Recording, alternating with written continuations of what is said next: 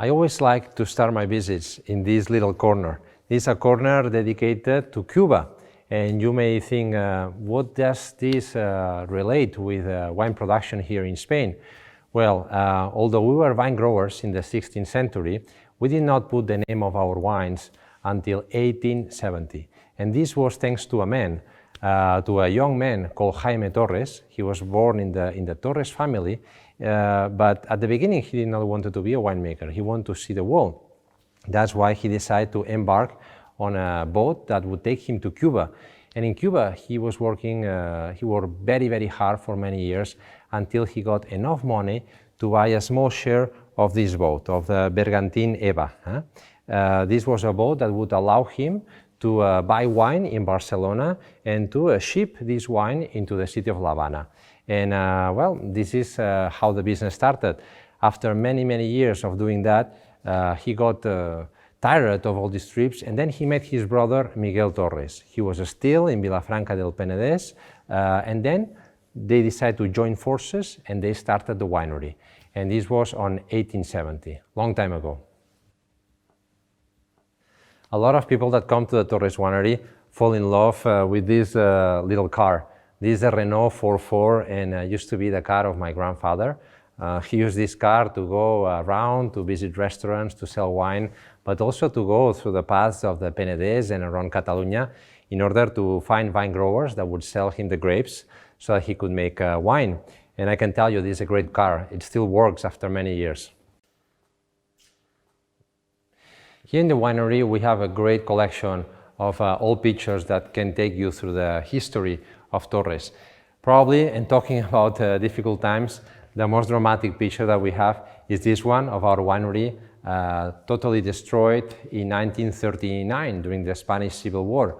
Some airplanes were trying to bomb the train station that was very close to our winery, but the bombs failed to go to a train station and they all went to our winery. So everything was destroyed, but my grandfather was brave enough to ask some money to the bank and to continue again rebuilding the winery and making wine again.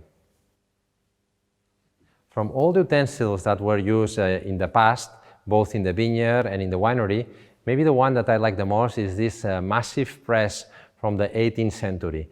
This press was moved by animals that they were moving that vertical screw on one side of the press. This big piece of wood was moving and was pressing both grapes or could press also olives. And then the juice was filtered through these ropes to get in this vase. We have this great collection of ancient amphoras from the Roman times. To me, each of these pieces proves a history of wine in the Mediterranean. On those times, these amphoras were filled with Spanish wine from Tarragona, from the Penedès, and they were transported through the sea to Rome. On those times, it was very fashionable to drink imported wine. This is the most ancient piece that we have in the Torres family. It's a cratera from the 4th century before Christ. And in those times, they used to mix the wine with salt water from the Mediterranean, but also with some honey, with some spices.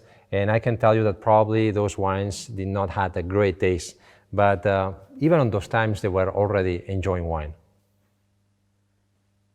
It is very interesting to understand the history of our wines through the labels. Spanish wines were not very well known until the Second World War. During the Second World War, France was invaded, and so they could not export their wine. So there was a great demand for wine around the world. And my grandfather was smart enough to go and to travel a lot and to showcase his own wines. I love these old labels. There was a lot of work with the typography, with the papers, and they really show character and personality. Well, the part that I like the most in the visit is the walk around the vineyards of Masa Plana.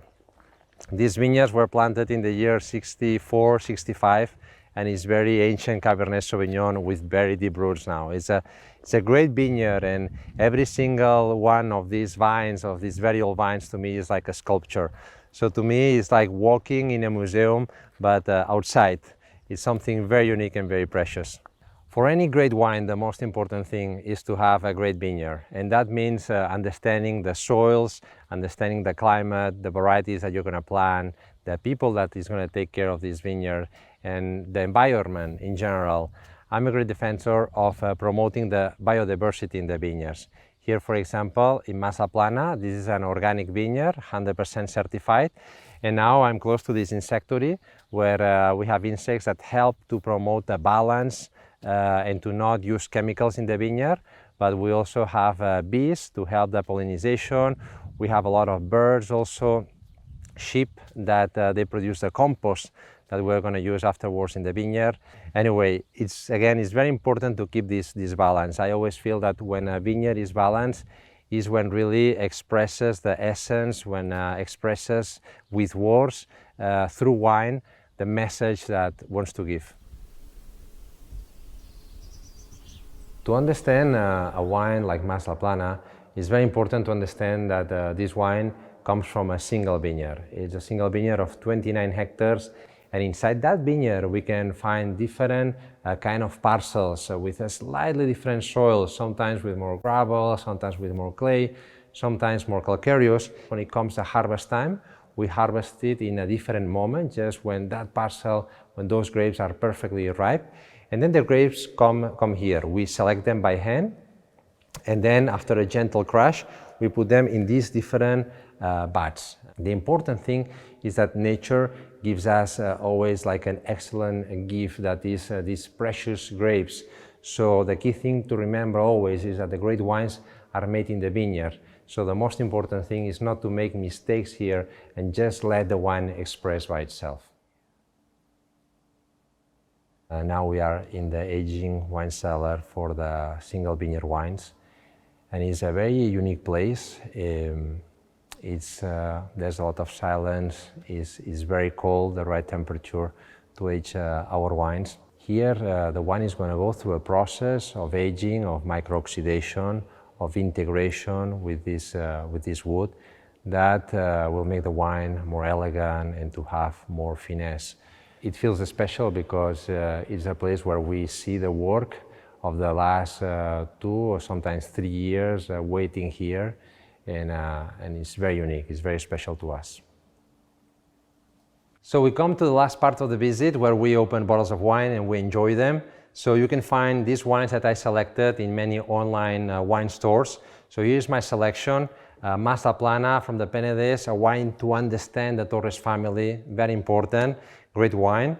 Then from Conca de Barberà, our Grans Muralles, made with 5 different varieties: Garnacha, Carinyena, Monastrell, Garró and Querol, Catalan and ancestral varieties. Very Mediterranean wine, great wine. A wine that I drink a lot, Purgatory from Costers de Segre, Garnacha, Carinyena and a little bit of Syrah. A great wine with a lot of fruit that I enjoy very much. Well, I hope that you enjoyed today this visit. I hope that at home you can open a lot of bottles of wine. This is time to drink wine, it's time to celebrate, and to celebrate every single day. Salud!